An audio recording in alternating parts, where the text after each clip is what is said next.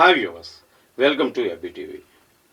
పశ్చిమ బెంగాల్ రాజకీయాల్లో ప్రస్తుతం నెలకొన్న పరిణామాలు దేశ రాజకీయ చరిత్రలో అరుదుగా కనిపించే రాజకీయ సంక్షోభంగా మారబోతుంది.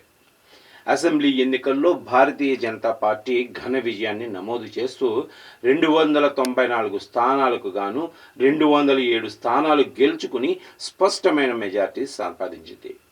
ఈ ఫలితంతో పశ్చిమ బెంగాల్లో అధికార మార్పు ఖాయమైందని అందరూ భావించారు.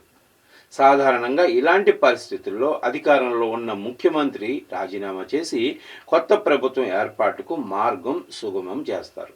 కానీ ఈసారి పరిస్థితి పూర్తి భిన్నంగా మారింది.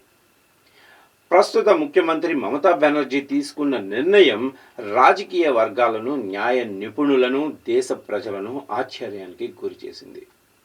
ఎన్నికల్లో ఓడిపోలేదని, తాను రాజీనామా చేసేదే లేదని, గవర్నర్ని కలవటానికి కూడా లోక్ భవన్కు వెళ్ళబోనని మమతా బెనర్జీ భీష్మించి కూర్చున్నారు.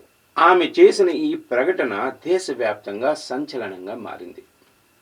ప్రజాస్వామ్య వ్యవస్థలో ఎన్నికల ఫలితాల అనంతరం ఓటమిని అంగీకరించటం ఒక రాజకీయ సాంప్రదాయం మాత్రమే కాదు, రాజ్యాంగ వ్యవస్థ పట్ల గౌరవానికి సంకేతంగా భావిస్తారు.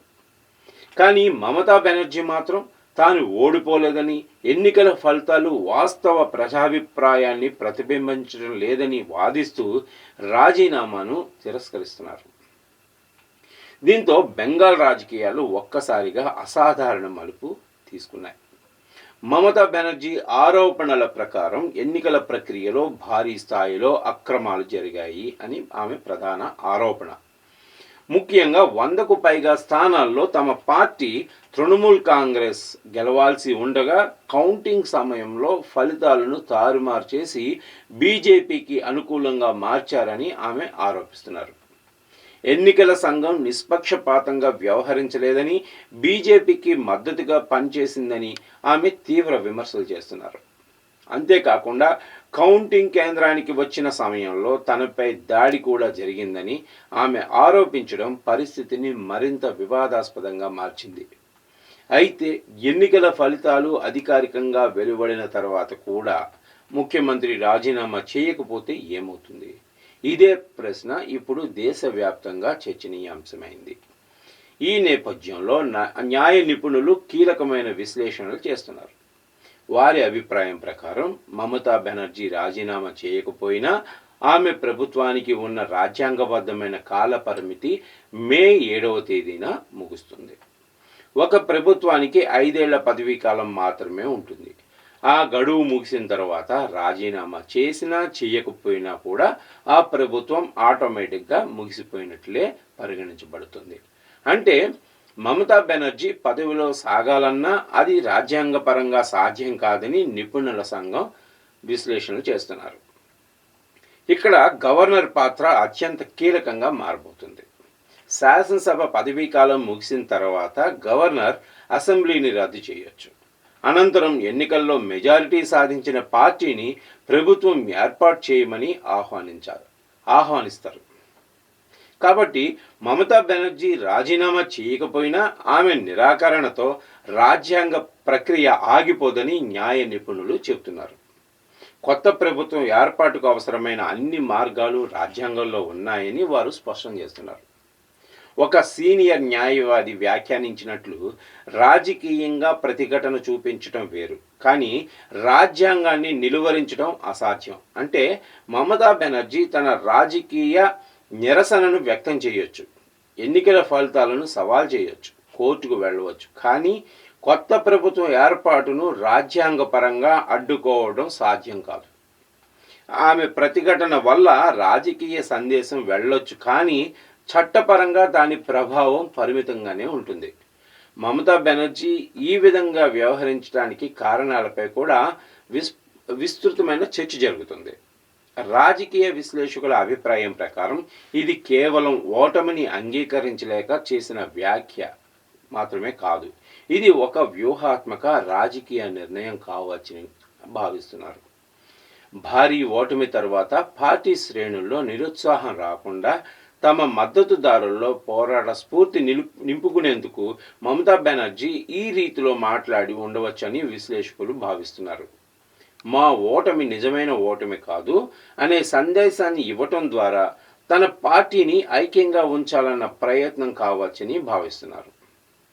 ఇంకోవైపు బీజేపీ మాత్రం మమతా బెనర్జీ వ్యాఖ్యలను తీవ్రంగా ఖండిస్తుంది. ప్రజలు స్పష్టమైన తీర్పు ఇచ్చారని, ప్రజాస్వామ్యంలో ఓటమిని అంగీకరించలేక ఆమె నిరాధార ఆరోపణలు చేస్తున్నారని బీజేపీ నేతలు విమర్శిస్తున్నారు. ప్రజల తీర్పును అవమానపరుస్తున్నారు మమతా బెనర్జీ అంటూ బీజేపీ నేతలు కౌంటర్ ఇస్తున్నారు. దీంతో బెంగాల్లో రాజకీయ ఉద్రిక్తత మరింత పెరిగింది. ఇది కేవలం ఒక రాష్ట్ర రాజకీయ పరిణామం మాత్రమే కాదు. ఎన్నికల ఫలితాలు అనంతరం ఓడిన నాయకుడు ఫలితాలను తిరస్కరించి పదవి వదలబోనని చెప్పడం భారత ప్రజాస్వామ్యంలో అరుదైన ఉదాహరణ. అందుకే ఈ పరిణామం జాతీయ స్థాయిలో చర్చకు దారితీసింది. ఎన్నికల వ్యవస్థపై నమ్మకం, రాజ్యాంగ సంస్థల మీద గౌరవం, అధికార మార్పిడి ప్రక్రియ ఇవన్నీ కూడా పెద్ద ఎత్తున చర్చకు దారితీస్తున్నాయి.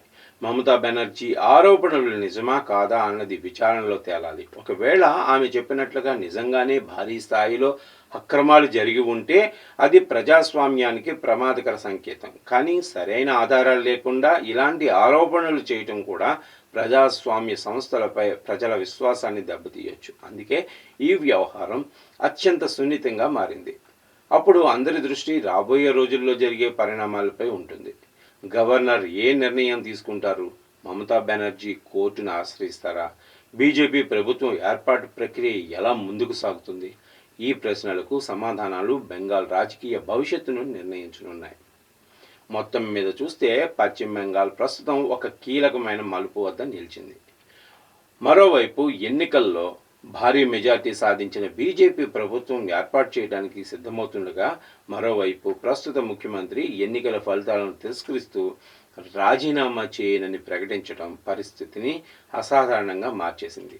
ఇది కేవలం రాజకీయ పోరాటం మాత్రమే కాదు, ప్రజాస్వామ్య వ్యవస్థ, రాజ్యాంగ పరిమితులు, ఎన్నికల నిష్పక్షపాతంపై పరీక్షగా మారింది.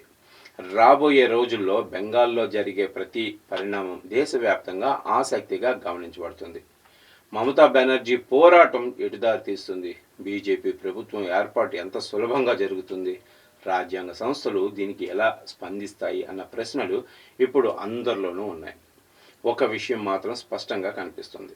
పశ్చిమ బెంగాల్ రాజకీయాల్లో ఈ డ్రామా ఇక్కడతో ముగిసేది కాదు. అసలు రాజకీయ పోరాటం ఇప్పుడే ప్రారంభమైంది. రాబోయే రోజుల్లో బెంగాల్ నుంచి మరిన్ని సంచలన పరిణామాలు వెలువడే అవకాశం ఉంది.